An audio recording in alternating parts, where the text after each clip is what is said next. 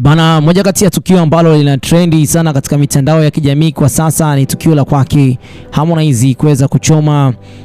maua ambayo amemnunulia Kajala pamoja na cheni, na ikiwa na ishara kwamba Harmonize kwa hivi sasa alikuwa anatamani basi angalau waweze kurudiana pamoja na Kajala. Baada ya kuchoma maua hayo, lakini pia katika posti hiyo aliweza kuandika kwamba waste of money and time, yani ikiwa na maana kwamba amepoteza muda, lakini pia ameweza kupoteza pesa katika jambo hilo, waste of time and money. Afaweka pia emoji ya kama vile kuchukizwa na jambo hilo ambalo limeweza kutendeka, au unyonge ambao pia hii inaonekana kama vile ni drama ambazo zimeweza kutokea katika siku hii ya leo. Lakini pia naweza kusema kwamba tukio hili linaanza katika muktadha wa mahusiano ya hapo awali kati ya msanii maarufu wa Bongo Flava Harmonize pamoja na mwigizaji au meneja wake wa zamani, ikiwa na maana kwamba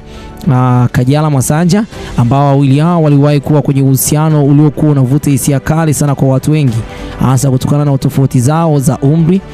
Basi pamoja na mambo mengi ambayo yanaweza kutokea, hadhi zao zilizidi basi kuwachanganya mashabiki, lakini pamoja na jamii nzima kiujumla. Maisha yao ya kisanii yalikuwa tofauti kidogo, lakini yalikuwa na mvuto wa hapa na pale. Mmoja alikuwa ni mwigizaji, mwingine ni msanii wa muziki, lakini katika kipindi hichi ambacho kilikuwa kinahusu mahusiano yao au kuweza kufanya combination zao za sanaa pamoja na uigizaji ziweze angalau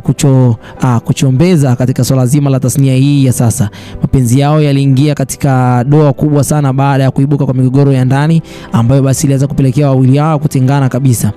Moja kati ya mambo ambayo iliweza kupelekea wawili hao kuweza kutengana ni yale masuala ya kuzima taa. Katika moja kati ya kitu ambacho kiliweza kuonekana kama vile jaribio la kurudisha penzi la hapo awali, Harmonize kwa hivi sasa ameweza kununua zawadi ya ua, lakini pia ambayo basi ua hili ni ishara ya upendo na majuto ya hali mambo ambayo yaliweza kutokea katika kipindi cha nyuma, na aliamua basi kutumia kama vile ishara ya kwenda kuomba msamaha. Hata hivyo, katika siku hii ya leo Kajala basi ameweza kukataa maua hayo kuyapokea, na zawadi hiyo iliweza kuambatana na cheni na mwisho wa siku na vizawadi vingine vingi vilivyokuwa katika kiboksi fulani. Jambo hili basi imeweza kumwathiri msanii huyu ambaye kwa hivi sasa hisia zake amezidi kuzielekeza kwa mwanamke huyu ambaye kwa muda mwingi zaidi amekuwa akimwaza na kumuimbia hapa na pale.